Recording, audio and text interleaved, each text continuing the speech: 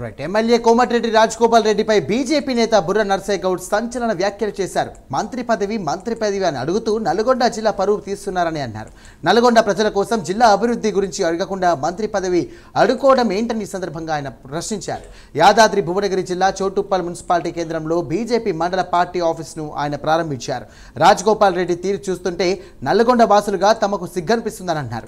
రాజగోపాల్ రెడ్డికి అంత సత్తా ఉంటే పదవికి రాజీనామా చేసి సొంతంగా నిలబడాలని, అంత గౌరవం లేని చోట ఉండడం ఎందుకని అన్నారు బుర్ర నర్సయ్య గౌడ్.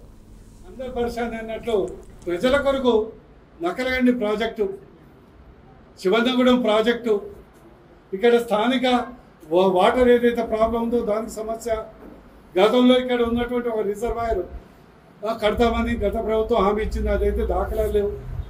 ఇక్కడ డిగ్రీ కాలేజు లేదా ఇక్కడ విద్యా సంస్థలు లేకుంటే 100 బెడెడ్ హాస్పిటల్, వాటి గురించి కొట్టాలే కానీ ఏదో ఎట్లా ఉందంటే ఊపర్ శర్వాని అందరు పరిశాన్ అన్నట్లు స్థానిక ఎమ్మెల్యే గారు వారి మంత్రి పదవి కొరకు కాంగ్రెస్ పార్టీ నాయకుల్ని, ముఖ్యమంత్రులను అడుక్కోవటం చూస్తే మాకే బీజేపీ పార్టీ నాయకులుగా నల్గొండ జిల్లా వాసులుగా సిక్కేస్తుంది.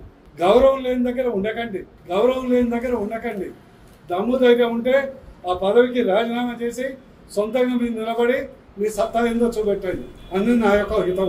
రెండో అంశం, ఈరోజు రాహుల్ గాంధీతో పాటు కాంగ్రెస్ నాయకులకు పిచ్చి